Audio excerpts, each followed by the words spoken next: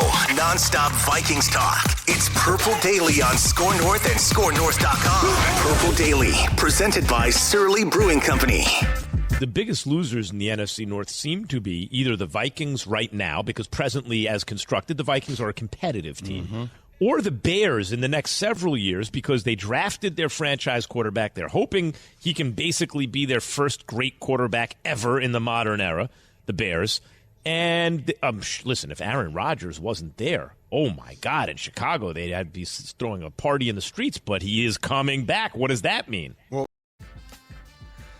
that's Max Kellerman, our friend from the Max, Keyshawn, and Jay Will show on Score North Radio, talking about the NFC North. This is a special comments edition here of Purple Daily, where we dive into the comments section of the Score North app, the feedback tab, the YouTube channel, Twitter. The reason I'm kind of laughing is because I am struggling internally with whether I should read a speculative tweet out loud or not pour that gas on the fire. I just saw it. Did you see it? It's hilarious. Okay. I'm gonna say hi to our sponsors, and then you can take like 15 seconds to think about whether we should disseminate this tweet to our audience recklessly. Okay, of course. So this show is presented by our friends at Surly Brewing Company and also TCL TVs. Thank you to those of you who support those brands, and every one of our partners here on Purple Daily helps keep the lights on, so we can speculate recklessly about the future of how the Vikings can win a Super Bowl. TCL delivers the most entertainment with stunning resolution, all at an affordable cost. Enjoy more of the things you love with TCL. Okay, should we read it or not? Read it. So here's the thing about it. I think we should, but here's the disclaimer.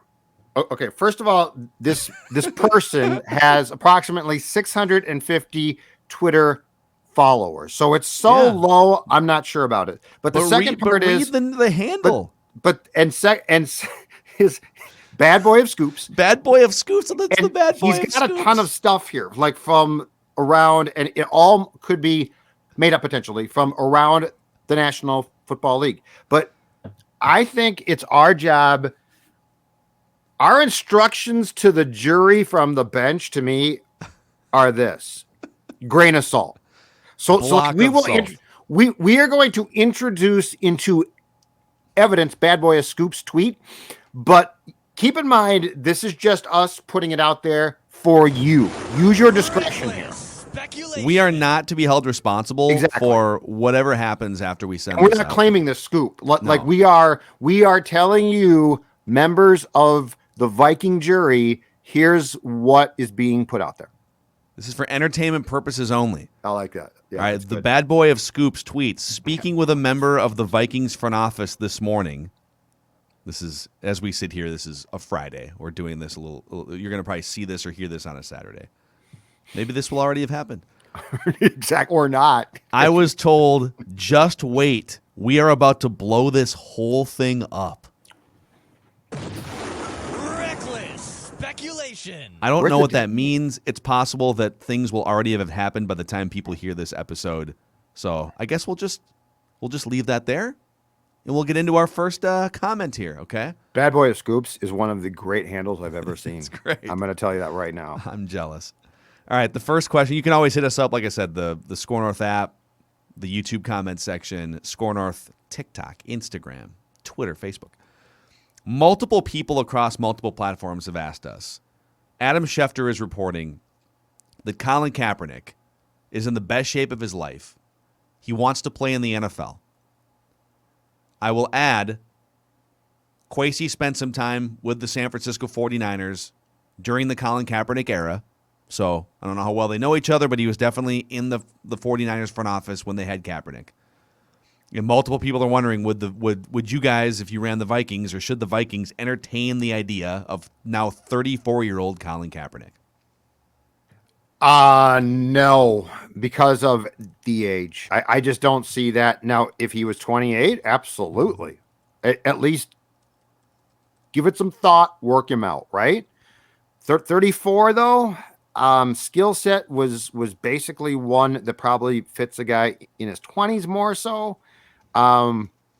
Based on that, I would prefer that they find a quarterback than try and go grab one from the past who is now for what he did well, right? Yeah. Like the speed and things like that would almost certainly be diminished or diminishing. So I would say based on that, no. You go ahead, Dex. Look, do I think that Colin Kaepernick is better than some of the quarterbacks who are employed by NFL teams right now? Yes. 100% yes. He is a better quarterback than some of these quarterbacks who are even backups to starting quarterbacks in the NFL. But is he a logical fit for the Vikings? No, he is not. That's where I'm at. Okay, so here's where I'm at. I think somebody should give him a workout. I think somebody should bring him in and compete for a job. If the Vikings trade Kirk Cousins and they move into blank canvas mode at quarterback, and now they're looking in this draft and or next draft for their quarterback of the future, I would put Kaepernick in a group of potential bridge quarterbacks that I would take a look at. I get that he's 34 now. He's essentially been blackballed from the NFL for 6 years. And at the end of his run in the NFL, he wasn't really that good. I mean, his completion percentage dipped below 60%. The team over the last 2 years when he was on the field was like 3-16. So there's some performance things in there too that have nothing to do with his protesting and the way that the league blackballed him. But if the Vikings wind up with a blank canvas at quarterback and they need a bridge quarterback for the next couple of years, sure. I'd have no problem with it. Would it be a little bit of a circus? The Vikings are oftentimes a circus. So I think they could figure it out. He's such a hot button topic, but at the same time, the league and the country are just in different places now than they were in 2016 for some good and some bad reasons. Yep. I think we can handle it. That's what I'm saying. I think we could probably handle it. Just don't know his play now at this age would reflect what you would think it might based on his previous. Yeah, I mean, experience. the last time he was, truly at the top of his game from a QBR standpoint, Right. team success, everything was 2014. Yeah. I'm talking 8 years ago at and this that's point. a lifetime. Yep. So, all right, next question from Bad Dad Joke via the Score North app. The fallout of the Russell Wilson and Carson Wentz trades, does it make it more likely that both Sauce and Stingley will not be there at 12? Because now, Denver is not quarterback needy, although Seattle is quarterback needy, and they're now sitting in the 9th slot. Right. But does it make it more likely that a quarterback like a Malik Willis will be sitting there at 12 for the Vikings? Curious as to whether this quarterback movement helps or hurts the Vikings' chances of finding a franchise quarterback. Okay, first of all, I don't know that there is necessarily a franchise QB in this draft. So just to be clear, I don't know that exists. That being said, I don't think we're going to have a really good idea on Willis's draft slot until his pro day. Like, I think it's growing, and I think that there is that somebody's going to go get him before 12. That's my guess, unless he has a terrible pro day. But I don't know that I'm all that concerned about the loss of a franchise quarterback in the 2022 draft, because I don't know that QB exists at least this year. Yeah, I think it's, again, people have to step away from this idea that, like, if you're going to move on from Cousins, then you immediately need to find someone equal or better than him. I think step one is blank canvas, cap space, flexibility, and then it kind of opens up a number of different doors. Now you have to walk through the right doors, and that's going to be on Kwesi and Kevin O'Connell, and their jobs are going to depend on it. But, and some people are going to kill me for this, but if they clear cap space and they find the right bridge quarterback like a Marcus Mariota or even a Teddy Bridgewater, both of whom are not as good as Kirk Cousins, disclaimer, but much cheaper than Kirk Cousins, could you build a team that sneaks in as the 7th seed this year? Next year? Absolutely. While you are on the hunt for a Malik Willis or whoever it may be in 2023.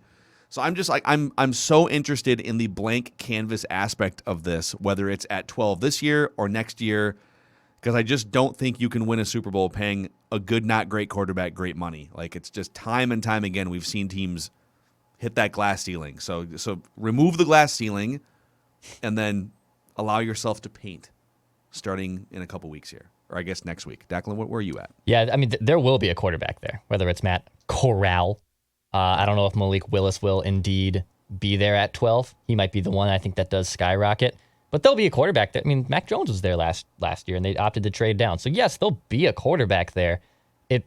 There's still a lot of time, though, between now and the draft. We're about 6 weeks away where stocks continue to rise and fall. But I envision, no matter what, that Pickett or Corral, whoever it is, will likely be there when the Vikings roll around at 12. Yeah. Let's see here. Mike Malkovich via the Score North app. Are you guys surprised by the lack of information coming out of Vikings headquarters? Do you think it's a sign of a tight ship preventing leaks or lack of a concrete plan? One is it's a tight ship for sure. So like yes, that's true. The second is I don't think of it being in an incredibly fluid situation as being lack of a concrete plan.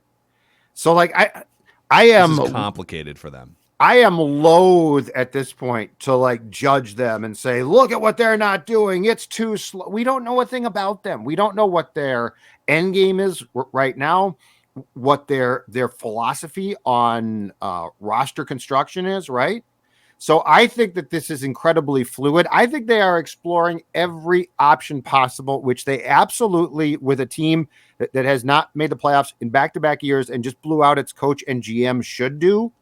So right now, I am much more into benefit of the doubt. That doesn't mean I love the fact that you know, we both heard, Phil, that they're talking extension with Kirk. Personally, I wouldn't, but it's up to them, and it's their job to take over a roster they didn't have and mold it now and make moves. And so lack of a concrete plan to me means that they're not organized. I don't think that's true. I think it is very fluid, and I do think that there are probably, 2 or 3 plans on some players, but there should be. This is your chance to get a roster together that is going to be the foundation of your team for a long time. So smart move. The negotiation stuff, or the like the Vikings entertaining an extension. I wonder what level of math they're doing. Like in terms, like are they like, what level thought are they on? Like, is it calculus? Is it algebra? Because if basic geometry, my favorite class. Well, here's where I'm going. Skated right through that one. Here's where I'm going with this. If you want to maximize Kirk's value, you have to offer him an extension and have him turn you down, right? You can't just be like, we have no interest in this guy anymore. Hey, who wants him? So are they lowballing him, or are they legitimately making good faith offers? That's the question I would have. I think it's good faith offers. The answer is door 2. I think they are making good faith, responsible offers to keep him. Yeah, and he wants to blow the roof off the correct bank account. John Robertson via the Score North app. My reckless speculation is that the Vikings will create cap with a couple of trade and restructures and extensions. Vikings will assign both center Brian Allen, and who's from L.A., the Rams, and right guard Brandon Scherf from Washington. I mean, my God, if you could land a starting center and a starting guard in free agency. Kwesi knows the offensive line is the most important. Concentrating on defense in the draft seems like it makes more sense. So, listen, if they can create enough space to run it back and bring in those 2 offensive linemen, all right, I guess we'll see. But I just don't. I think there's going to be major changes here in the next few days. But a kick-ass line, man, would that be a fun start? Yeah. Yep. That would be such a nice start. Mario Rossi via the Score North app says, I would like to apply for a Vikings Twitter leadership position. I am an Iowa resident and can give you the info on Iowa, Iowa State, and Northern Iowa prospects. That's a lot of offensive linemen and secondary guys for the Vikings, both areas of need for the Vikings. Mario, congratulations. You are hereby the new regional manager of Midwest Mock Draft Scouting, the region being Iowa. Welcome to the Vikings Twitter leadership cabinet. I'm not in it yet. Yeah, you've been really tough. Vote of no confidence. There have been some. Let's just say that there's a discrepancy in the contract talks between Phil and I. Listen, Vikings Twitter is going to do what's best for Vikings Twitter. And Judd Zulgad is going to do what's best for Judd Zulgad. Exactly right. Exactly And our right. clickbait officer, Declan Goff, is going to do its best to get clicks. Clickety, click, click, click, Click, click, click, click, click, click, click. Just to be clear, I would like to be I would like to spend the rest of my life in this platform. But let's just say I've heard the Colts have called about me. Colts Twitter. Colts Twitter has called about me. Colts Twitter. Judd's Oh, Twitter, wow. very, very intrigued by me. So got to do what's best for me, boys. Oh, yeah. Colts Twitter. Neil via the Score North app says, love you guys. Skol. What's up, Neil? Been a Vikings fan since 1972. My dad just died, and he loved the "we just want to see the Vikings win a Super Bowl before we die" mantra. He did not get to see that. That is sad. But I did get him into a sweet custom Vikings urn, though. Hell yeah. That's awesome. You know what? That's yes. That's great. amazing. That is so cool. Anyway, I was listening today, and a new tagline hit me. Show us your cans for Surly, and let's see your set for TCL. Wow, Let's see your set. that's pretty Judd, good. show not us your bad. cans here, Judd. Oh, let me see here. Let's just say that I was enjoying some Wings Wild hockey last night here, and so I'm going to show you my cans. Let's see. There's Surly goes great God. with wings. There's That's an Furious. empty can there, too. That's Yep. empty. There's another one. Ghost Empire. Oh, look at that. This Wizard staff status here. The long and short of this is this. Surly Brewing, yes, has the bell cow beer, and that is, of course, the Furious IPA. But it also has different choices that are absolutely fantastic. And that is where the first Surly Variety Pack of 2022 comes in, which includes this outstanding beer, the Ghost Empire. Great flavor, great taste. Check it out. As you know what? You watch sports the next few days on your TCL TV. And then when it's done, do what I just did. Show us your cans. Or as Show Declan us says, your cans. or as Deck says, show us Show us your your taps. taps. Show us your set. Exactly. And show us your set. All of them at Score North on Twitter, at Jay Zolgad. We always love to see that people are enjoying the products that we enjoy as part of our lives. I saw Judd just followed the bad boy of Scoops on Twitter. So 100% I did. That's that's one of the greatest Twitter handles I've seen. Bad boy of Scoops. Let's get the bad boy of Scoops up to 1,000 followers. Let's make that happen. I If got he's him. right about this, if the Vikings blow the lid off something, then he's Well, gonna then he get gets my follow. full credit. Yep. Let's see. Matt L. via the Score North app says, what do you guys think about Desmond Ridder from Cincinnati? He hasn't really been discussed much among this year's draft class, but it looks like he turned in a pretty impressive showing at the Combine. Seems to have some buzz about him. I also think the Vikes are one of 8 teams to interview him in Indy, so it seems like he's on the radar. I've watched some film. I'm not going to lie. Strong arm. Mechanics don't know a ton about. I do think that he would be an interesting project. I certainly don't think he is the 12th pick. He's not the 12th pick. Yeah. So, but I mean, he is the type of guy who, when this time of year we start talking about taking chances, right? Like, yeah, take a chance. Yeah. At the right pick, good chance. The other thing that I heard from the Combine, Phil Mackey, very disturbing, was your guy. Is it Strong? From Carson Strong. I Carson saw this Strong. Too. Yeah, he's just. I heard the interviews didn't go well. I heard the maturity not great. I heard the whole thing about comprehending his offense was not great. His offense too. It's like, dude, really? Ton of red flags. Yeah, not somebody else's. His. But Lots of red flags on Carson Strong. I'm out. He's got a ridiculous arm, but yeah, that dude's gonna be. He'll be falling probably 3rd, 4th round. Desmond Ridder. I mean, I saw 3 or 4 of his games this season. Big dude, man. He's like 6'4", 6'5". Arm strength off the charts, I think. Yeah, I think teams really love just the frame, right? They love he looks like a quarterback, and there's just some molding to be done there.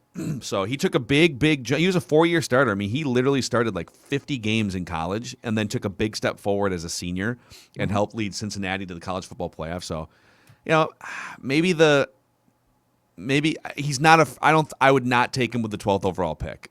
But if he's still there in the 2nd round and you're kicking the tires, I don't know. Probably do worse. Let's see. Joe B via the Score North app says, hey. Oh, this is great. Hey. This is going to be our last one here for the day. So he sent this in this morning. I don't know if we can read this whole thing. It's so in depth, but I just like Declan and I saw this come in, and we have to give Joe B just some love on the show for sending This is great. You talk a lot about cap hits for Super Bowl winning quarterbacks. Well, this is good info. So, yeah, no team has ever won a Super Bowl with a single quarterback taking up more than 13% of the team salary cap. Kirk's at like 23% right now, unless they move it down. Well, this is good info. The sample size is pretty small. I have a stupid friend who is a Kirk stan. That's mean. So I had to spend some time putting data together to help him understand that he is a moron. Well, there you go. That's why. Yeah, but then the amount of work he putting this together. Great hypothesis. Yeah. So he did. So since 2006, cap hits for quarterbacks, the average Super Bowl winning cap hit is 10%. The average of a Final Four team quarterback is 8%. Yep. The median of the Final Four teams is 9%. The largest hit of a Final Four team is 17%. The total percentage of Final Four teams below 15% is 90 to 92% of Final Four teams have quarterbacks at 15% of the cap or lower. I used 10, and then he had 10 win teams. The total percentage of 10-win teams below 15% is 92%. So there's a lot of data here. And then he said, I see you may have also seen this Paul Charchian tweet as well, that he had something about like when the Vikings defense holds opponents under 22 points, the Cousins is 21-6. But the league average winning percentage is right at that same mark. So something like that. So anyways, this is amazing data, and it goes to show you, don't pay a good quarterback great money, or you probably aren't going to go deep in the playoffs. I don't know that you need to call your friend stupid, but besides that, it's a great. What about a moron? He called his friend a moron. Yeah. A moron? But I mean, perhaps he is too. I mean, I don't know his friend, so give him the benefit of the doubt, I guess. Our audience is pretty awesome. You guys are great. You got one of our guys. Oh, I got one more here too. Uh-oh. This might be the best one. Oh, I thought the last one was the best up. one. No, dude. Someone hit us up. Dude. Someone hit us up today. I'm going to read this. All right. This is from Andrew via the Score North app. Okay. In June, I'll be having a Score North baby. I met you back in September when I won tickets to that Gophers game, and it was fun. I ended up meeting a girl that day, and, I wasn't very smart, but good things came of it. I think I've already messaged you guys this, but I didn't get a response. Sorry if that was the case. I wanted to say you guys helped me create a family. And for that, I'm entirely grateful. For your work, the Vikings coverage, and now my first child being born in June. If it was a boy, I was going to name him Judd or Declan, but it's a girl. I just wanted to share my story with you, and thank you, Andrew Starks. Dude. Look at us. That is starting amazing. with families. That's awesome. We Congratulations. Yeah. So like that was the Gopher suite that we held, Judd. Yeah, for that godforsaken game. Miami, Ohio game. Yeah, it was a bad game. But I'm glad that he met the mother of his child in that suite. No, I don't. No. Or at the game. So. At the game. At the game or like post game. Right. At a bar. Because he was at the Gopher game. Yeah, but he because wouldn't of have Score been. North. Okay. He met this woman who now is the mother of his child. Dude, that is. So we are. Look at us influencing Vikings community and families. Yes, we're here to bring Vikings Twitter together. We're here to bring families together. Birth new children into the world. Very 1960s. Yeah. Peace. All right, that's a wrap on this episode of Purple Daily, where we dive into the comment section. We're on high alert for emergency episodes as free agency is on the horizon. Don't go far away. See you guys.